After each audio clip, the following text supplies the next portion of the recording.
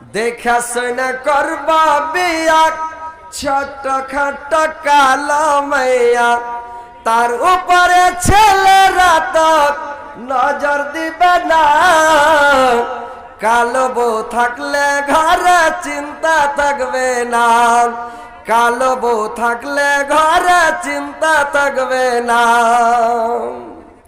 নানান কাজে যাব যখন হৃদয় জুড়ে থাকবা তখন নানান কাজে যাব যখন হৃদয় জুড়ে থাকবা তখন যাবে রাসে আমায় ছাড়া ঘর সংসার ভাঙবে না কালো বউ থাকলে ঘরে চিন্তা থাকবে না কালো বউ থাকলে ঘরে চিন্তা থাকবে না সুন্দর বউ হলে পারে ধল ধল বউ হলে পারে গ্রামের ছেলেরা আসবে ঘরে জাতি ধর্ম চুলাই যাবে মান সম্মান বাঁচবে না কালো বউ থাকলে ঘরে চিন্তা থাকবে না কালো বউ থাকলে ঘরে চিন্তা থাকবে না তো ভাই দেখে শুনে ভালো বিয়ে করবেন আর স্ত্রীটা ভালো নেবেন তার মধ্যে পরহেজগারি থাকে ইমানদার হয় নমাজি হয় রোজাদার হয় তাহলে আপনার স্ত্রী আপনার সেবা তাবেদারি খিদমত করবে নাকি আর যদি ওর ভিতরে দিন না থাকে পরহেজগারি না থাকে আপনার সেবা করবে আপনার কথা শুনবে আপনাদের বিহারে তো বেড়ি বাঁধা চলে না আমাদের বাঙালে বেড়ি বাঁধা চলে ভাই তো যদি স্ত্রীটাকে বলে রে এক গ্লাস পানি লে তো কল থেকে যাও না যে তুমি লিয়ে চলে এসো না তুমি দেখতে পাচ্ছ মার চান চলে এসো আমি ধরপড় করছি পানি গেলে লিয়ে এসো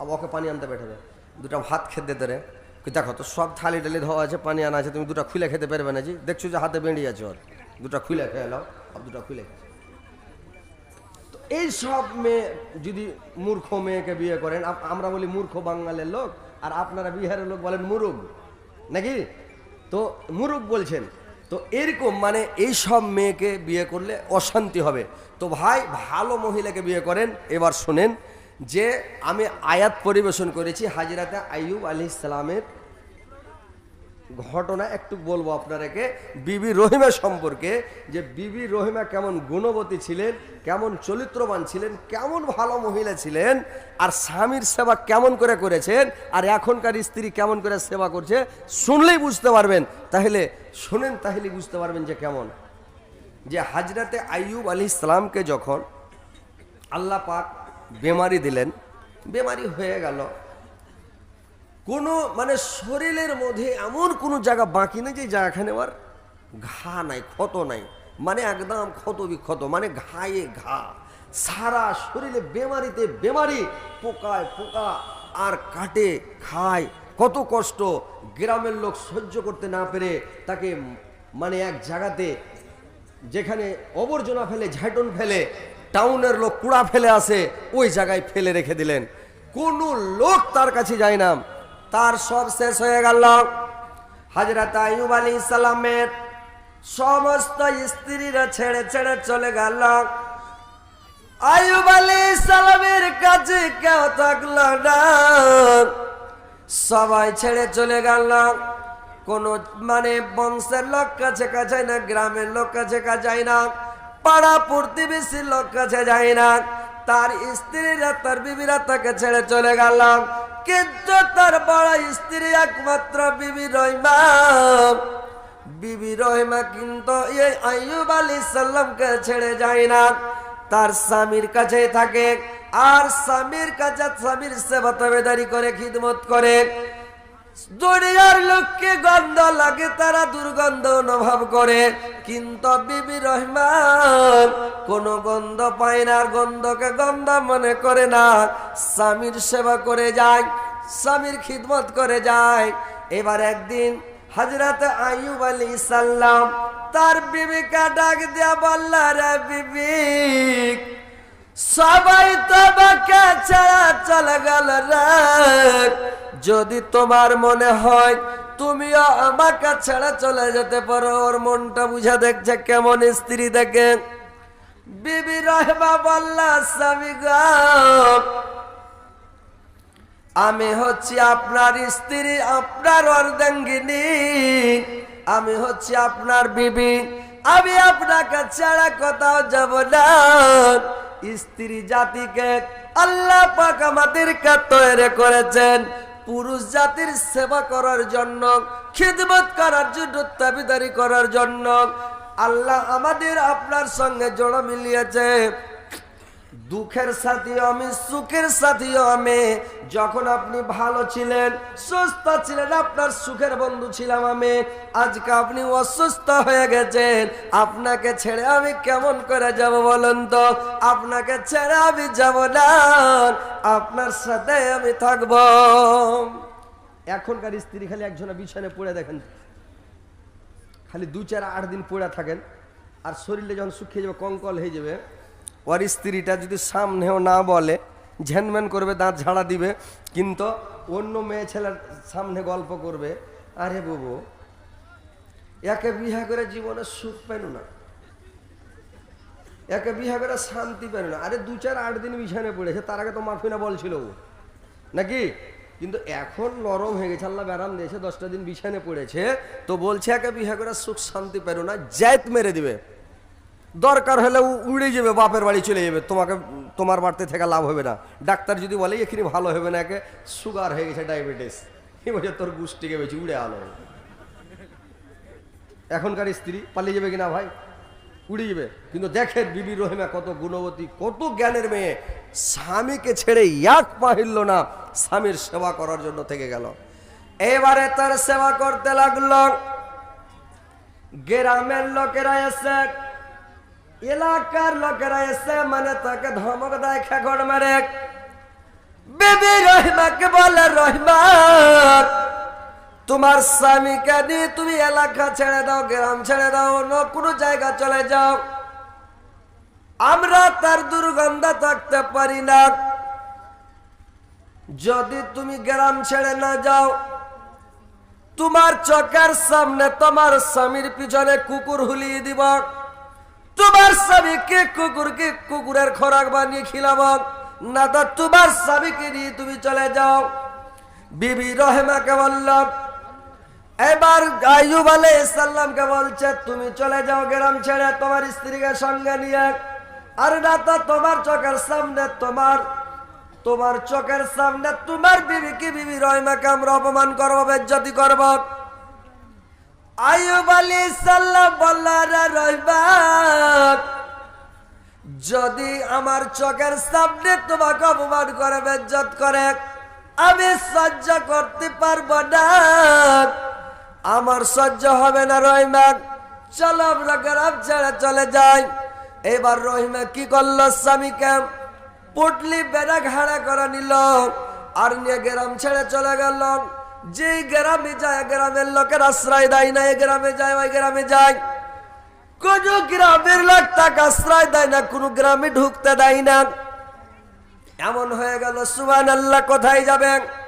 বনের মধ্যে, জঙ্গলের মধ্যে এক জায়গায় একটা কোঠরি তৈরি করলো, ঝুপড়ি তৈরি করলো, আর সেখানে স্বামীকে রেখে দিল আইয়ুব আলাইহিস সালামকে। আর স্বামীকে রেখে দিয়ে বিবি রহিমা গ্রামে গঞ্জে কাজ কাম করে, আর কিছু খাবার নিয়ে আসে, আনাজ নিয়ে আসে, আর স্বামীকে খিলায় এভাবে থাকতে লাগলো। দেখেন ভাইরে আমার, স্বামীকে ছাড়া কোনো সময় যায় না, কোনো সময় হটে না, স্বামীকে এত ভালোবাসে। স্বামী এত মানে এত দুর্গন্ধ, সারা শরীরে পুজ আর রক্ত, সব সময় মানে ঘায়ে ঘা হয়ে আছে, কিন্তু ঘিনপিত করে না, গরম পানি করে আর পুজগুলোকে চিপে চিপে বের করে দেয়, আর স্বামীকে গরম পানি দিয়ে ধুয়ে দেয়, খানাগুলো স্বামীকে খিলিয়ে দেয়। তারপরে তখন বিবি রহিমা খানা পিছনে খায়, পরে খানা খায়। তো কত ভালো স্ত্রী। মায়েরা, বোনেরা আমার, দেখেন স্বামীর সেবা কেমন করে করতে হয়, স্বামীকে কেমন ভালোবাসতে হয়। দেখেন যে বিবি রহিমা স্বামীর সেবা কেমন করে করলেন, যে তাকে কোনো সময় ছেড়ে যায় না, কোনো সময় ছেড়ে রাখে না, সব সময় পাশে করে নিয়ে থাকে। একদিন বিবি রহিমা গ্রামের দিকে গেছেন, একটা তাফসীরের মধ্যে পাওয়া যায়, তাফসীর ইবনে কাসিরের মধ্যে পাওয়া যায়, একটা লোক এসে দুইটা লোক ওর কাছে আসতে কর সাহাবী। আবার বলা যে লোক দুটো আমার প্রিয় বন্ধু, কোন লোক পৃথিবীর কোন মানুষ ওর কাছে আসতো না, কিন্তু ওর বন্ধু দুইটা ওর কাছে মাঝে মধ্যে দেখা করতে আসতাম। একদিন এসে তার সামনে গল্প করছে, লোক দুটো বলা বলি করছে। কি বলা বলি করছে? যে আইয়ুব আলাইহিস সালাম জীবনে এত পাপ করেছে, এত অন্যায় করেছে, ইয়ার পাপ মনে হয় জীবনে ক্ষমা হবে না। আর একজন বলছে এই পাপটা হদের বাহির করেছে, সীমার বাহির করেছে, একে ক্ষমা করা হবে না, আল্লাহ ক্ষমা করবে না। কথাটা শুনে তার মনে দুঃখ হয়ে গেল। হযরত আইয়ুব আলাইহিস সালাম আল্লাহর দরবারে দোয়া করতে লাগলেন। আর একটা তাফসীরের মধ্যে পাওয়া যায় যে যখন হযরত আইয়ুব আলাইহিস সালামের সারা শরীরকে খেয়ে খেয়ে সারা শরীরকে ঝান্ডা করে দিয়েছিল, যখন খেতে খেতে তার জিভাটাতে কামড় দিল পোকাগুলো, হযরত আইয়ুব আলাইহিস সালাম আল্লাহকে ডাক দিয়ে বললেন, আল্লাহ এত অসুখ দিয়েছ, এত বড় বেমারি আমাকে দিয়েছ, অথচ আমি কোনো দুঃখ করি নাই। আরে এতদিন থেকে আমি 18 বছর থেকে কষ্ট ভোগ করছি, তবে আমার কোনো দুঃখ নাই আল্লাহ। কিন্তু পোকাতে যদি আমার জিভাটা খেয়ে নেয় আল্লাহ, তো আমি কেমন করে তোমাকে ডাকবো, আর তোমার তাসবিহ জিকির কেমন করে করবো আল্লাহ বলেন তো। আল্লাহ তখন আল্লাহর দরবারে দোয়া করতে লাগলো। ওয়া আইয়ুবা ইয নাদা রাব্বাহু আন্নী মাসসানি আযরু ওয়া আনতা আরহামুর রাহিমিন। স্মরণ করুন আমার আইয়ুবের কথা, যখন তার পালন কর্তাকে আহ্বান করে বলল, আল্লাহ আমি দুঃখে কষ্টে পতিত হয়েছি, আর তুমি দয়াবান্দার বান্দা সর্বশ্রেষ্ঠ দয়ালু। আল্লাহ বললেন আমি তার আইয়ুবের কথা আমি দোয়া কবুল করে নিলাম। আইয়ুব আলাইহিস সালামকে বললেন, উরকুজ বিরিজলিকা হাজা মুগদাসালুম বারিদুম ওয়া সারাব। বলল তুমি মাটিতে পায়ের এড়ি মারো, মাটিতে গুতকা মারো, মাটি তল থেকে শীতল পানি ঠান্ডা পানি বের হবে, ওই পানিতে তুমি গোসল করো, তুমি ভালো হয়ে যাবে। যেমন ওই পানিতে গোসল করলেন হযরত আইয়ুব আলাইহিস সালাম, তার সারা শরীর ভালো হয়ে গেল। মানে আগে যেমন ছিল সেম টু সেম, সঙ্গে সঙ্গে তেমন হয়ে গেল। সব রোগ বালা মুসিবত ভালো, আর কোন রোগ নাই, একবারে ভালো হয়ে গেলেন। ভাইরে আমার, এবার বিবি রহিমা গ্রাম থেকে এসেছে। গ্রাম থেকে এসে যদি দেখছে তো লোকটা কুড়ার মধ্যে নাই, চাল খুপড়ির মধ্যে নাই। এবার ছাকবাক ঝাকবাক করে দড়িয়ে বেড়াচ্ছে, ঢুড়ে বেড়াচ্ছে, কোথায় গেল আমার স্বামী? কি হলো? আল্লাহ কে নিয়ে গেল? কোন বাঘা খেয়ে নিল নাকি? আল্লাহ কি হয়ে গেল? এবার কাঁদছে, দড়িয়ে বেড়াচ্ছে, আর বলছে আল্লাহ এতকাল আমার স্বামীকে আমি গলার তাবিজ করে রাখলাম, আমি সব সময় বুকে করে রাখলাম। আজকে আমার স্বামী কোথায় চলে গেল? কোন বাঘে খেয়ে নিল নাকি? বাঘ রাখ আগে আমাকে খেয়ে নিত ভালো হতো, কিন্তু আমার স্বামীকে কেন গেলে কেঁদে কেঁদে দড়িয়ে বেড়াচ্ছে। আইয়ুব আলাইহিস সালাম একটু দূরে দাঁড়িয়ে আছে। হযরত আইয়ুব আলাইহিস সালাম দেখছে আর মুস্কি মুস্কি হাসছে, যে রহিমা দড়িয়ে বেড়াচ্ছে আর কেঁদে বেড়াচ্ছে। কানতে কানতে লাস্টের বেলা বিবি রহিমা চলে গেল ওই আইয়ুব আলাইহিস সালামের কাছে। যা বলছো গো লোক বলো তো, তুমি এখানে কতক্ষণ থেকে আছো? বললে আমি কিছুক্ষণ থেকে আছি। বললে এই ঝুপড়ির মধ্যে, এই খপড়ার মধ্যে একটা লোক ছিল, বেমারি লোক, দুর্বল লোক, অচল লোক, অসহায় লোক। ওই লোকটাকে কি তুমি দেখেছ? বলে লোকটা দেখতে কেমন ছিল? বিবি রহিমা বলল, শুনেন, আমার স্বামী যখন ভালো ছিল, সুস্থ ছিল, ঠিক দেখতে আপনার মতো ছিল, সেম টু সেম কিছু মিল আছে, আপনার সঙ্গে মিলে যাচ্ছে, মানে আপনার মতোই ছিল আমার স্বামী। আইয়ুব আলাইহিস সালাম বললেন, আমার দিকে ভালো করে একটু দেখো তো। দেখছে বিবি রহিমা যে ঠিক এটা তো আইয়ুব, দড়িয়া গিয়া জড়িয়া ধরে রেখেছে স্বামী গো। আইয়ুব আলাইহিস সালাম তার স্ত্রীকে জড়িয়া ধরেছে রে রহিমা। রহিমা কাঁদতে কাঁদতে বলল, স্বামী তুমি কেমন করে এরকম হয়ে গেলে, কি ব্যাপার, কেমন করে ভালো হলে স্বামী গো? বললেন, এরে রহিমা, আল্লাহ পাক আমাকে ভালো করে দিয়েছেন, আমি আল্লাহর কাছে দোয়া করেছিলাম, আল্লাহ আমাকে ভালো করেছেন, আল্লাহর দয়াতে আমি ভালো হয়ে গেছি। কোনো বিপদে যদি ভাই পড়েন, কোনো মুসিবতে যদি পড়েন, দোয়া করবেন, বুঝতে পারছেন? আল্লাহ দোয়া কবুল করার লেগে বসে আছে নাকি? আমরা হলাম বান্দা, আমরা করব পাপ আর আল্লাহ করবে মাপ। আমাদের স্বভাব হলো, কাজ হলো পাপ করা। কুল্লবানি আদামা খাত্তাউনা, আমাদের স্বভাব, বৈশিষ্ট্য, চরিত্র হলো পাপ করা। আমরা পাপ থেকে বাঁচতে পারবো না, বুঝতে পারলেন? আমাদের স্বভাব হলো পাপ করা, আর আল্লাহর কাজ হলো মাপ করা। আল্লাহ মাপ করার জন্য ভাই বসে আছে, তো মাপ করবে, তো দোয়া করবেন, তো যদি দোয়া করেন আল্লাহ ক্ষমা করবে। তো একটু বেমারি যখন হলো, আল্লাহর কাছে দোয়া করেন, আল্লাহ বেমারি দিও না আল্লাহ, বা অসুখ দিও না আল্লাহ, দোয়া করেন তো আল্লাহ কবুল করবে।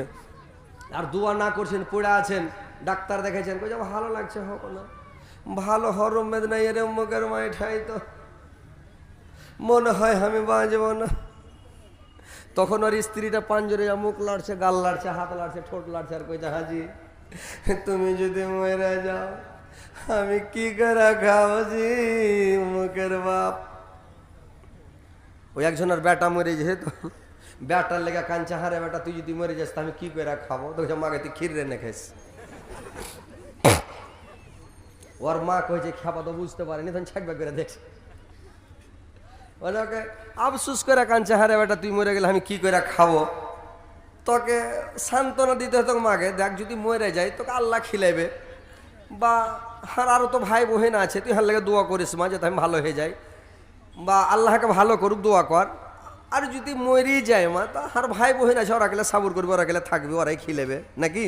তো এই কথা খ্যাপা বুঝতে পারেনি। ও আর খেল যে, হারে বেটা তুই যদি, তুই হার বড় বেটা, তুই যদি মরে যাস তা আমি কি করে খাবো? এ বেটা রে, তাই মাকে তুই ক্ষীর রেনে খাইস। তোর মা কানা বন্ধ করে দিল, করে ওই সাজ। তো ওইরকম ওই মায়া লোকটা ওর পুরুষের মুখ লাড়ছে আর গাল লাড়ছে, আর কয়েছে, হ্যাঁ যে তুমি যদি মরে যাও যে মুখের বাপ, তা আমি কি করে খাবো যে? তখন লোকটা তো ডাক্তার কয়ে দিয়েছে বাঁচবে না, অচল হয়ে গেছে। ই তখন কইছে, তুই বেড়ি বেনা খাস।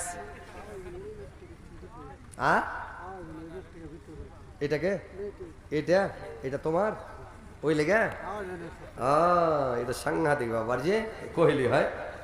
এইওয়ালা ফের আসবে, কবে হাতটা একটু ছেড়ে দাও। এবার কইছে তুই বেড়ি বেনা খাস, কইছে ওগুলা করে খাইতে পারবো না যে অম্মকের বাপ। তাহলে তুই ক্যাথা সিলিয়া খাস, কইছে ওগুলা করে খাইতে পারবো না যে অম্মকের বাপ। বলে তুই লোকের পাট ছড়িয়া খাস, কইছে ওগুলা করে খেতে পারবো না যে অম্মকের বাপ। বেমারি লোক বিছানে পড়ে আছে, যেটা পিলপিলা হয়ে গেছে, আর মন খারাপ হইয়া কইছে, তুই একটা সুন্দর ছোড়া দেখে বিয়ে করে লিস রে অম্মকের মা। তখন স্ত্রীটা খুশি হয়ে কইছে, এতক্ষণে ভালো কথাটা কহিলে যে অমুকের বাপ, এতক্ষণে মন ভরা কথাটা কহিলে যে অমুকের বাপ। শুনা মনটা শান্তি হয়ে গেল যে অমুকের বাপ। খুব কইছে সুবহানাল্লাহ, বিয়ে করার লালিয়ে ছিল নাকি রে?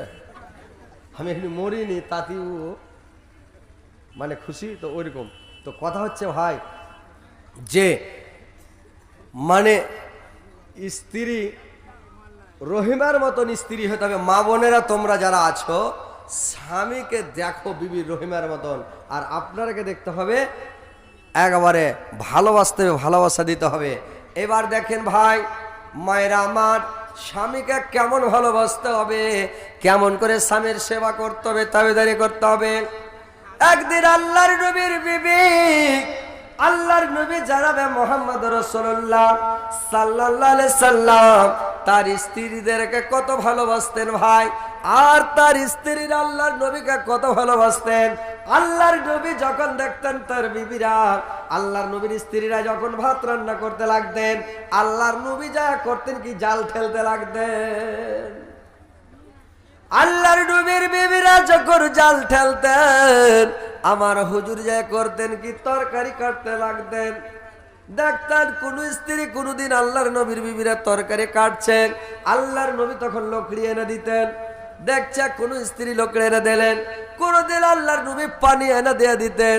মানে স্ত্রীরাকে হেল্প করতেন, স্ত্রীরাকে ভালোবাসতেন, আর স্ত্রীরাকে ভালোবাসা দেখাতেন, ভালোবাসা দিতেন। আর স্ত্রীকে কত ভালোবাসতেন, স্ত্রীর সঙ্গে মজা করেন, ঠাট্টা করেন, ঘুরেন ফিরেন বেড়ান, স্ত্রীকে ভালোবাসেন। আল্লাহর নবীর বিবি ছিল খাদিজা, সুবহানাল্লাহ। যখন খাদিজা মরে গেল, খাদিজা থাকাকালীন আল্লাহর নবী একটাও বিয়ে করেনি, খালি খাদিজাকে বিয়ে করেছিলেন। খাদিজা মারার পরে আরো 10 জন স্ত্রীকে বিয়ে করেছিলেন। আল্লাহর নবীর মোট 11টা স্ত্রী ছিল। তো ভাইরে আমার, আল্লাহর নবী যখন কোন সভাতে, কোন মজলিসে, কোন জায়গাতে যখন বসে থাকতেন, আল্লাহর নবীর সবার কোন মানুষ যখন খাদিজার নামটা খালি উচ্চারণ করতেন, খাদিজার নামটা যখন কেউ নিয়ে নিতেন, আল্লাহর নবীর সমস্ত কাজকর্মগুলোকে, মানে সমস্ত গল্পকে বন্ধ করে দিতেন। আর সমস্ত গল্পকে বন্ধ করে দিয়ে আল্লাহর নবী সব গল্প বন্ধ করে দিয়ে খাদিজার গুণ বর্ণনা করতে লাগলেন, খাদিজার গল্প করতে লাগতেন রে ভাই। এ মায়েরা বোনেরা ভালো করে শোনেন, খাদিজার গল্প করতে লাগতেন, খাদিজার গুণ বর্ণনা করতে লাগতেন। আমার খাদিজা এমন, খাদিজা আমার, খাদিজা এরকম ছিল, এরকম ছিল, এরকম আমার খাদিজা। আল্লাহর নবী খাদিজার গুণ বর্ণনা করতে লাগতেন। একদিন দেখতে দেখতে আল্লাহর নবীর বিবি আয়েশা রেগে গেলেন। আল্লাহর নবীকে বললেন, স্বামী গো, আপনার সামনে এত সুন্দরী যুবতী স্ত্রী আছে, আর আপনি একটা যুবতী স্ত্রীর গুণ বর্ণনা না করে, আপনার বয়স যখন ছিল 25 বছর, খাদিজার বয়স ছিল 40 বছর, আপনি একটা বুড়ি জাইফি বুড়িকে আপনি বিয়ে করেছিলেন। আর জাইফি বুড়িকে বিয়ে করে আপনি জাইফি বুড়িটাকে বিয়ে করেছিলেন, আর সব সময় খালি জাইফি বুড়ির গুণ বর্ণনা করছেন, খালি খাদিজার নাম নিচ্ছেন, খাদিজার গুণ বর্ণনা করছেন। এবার আল্লাহর নবী আয়েশার উপরে রেগে গেলেন, বললেন, আয়েশা, আবার খাদিজা ছিল আবার দুঃখের সাথীরা খাদিজা, আমার খাদিজা ছিল আমার দুঃখের সাথী, আমার সুখের বন্ধু, দুঃখের বন্ধু। আমার খাদিজা যেদিন আমার মক্কা নগরীতে কোনো আশ্রয়দাতা ছিল না,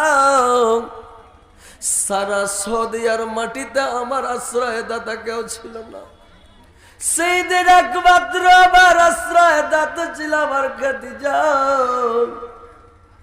আমার খাদিজা আমাকে ভালোবাসত, আমার খাদিজা হেফাজত করতাম।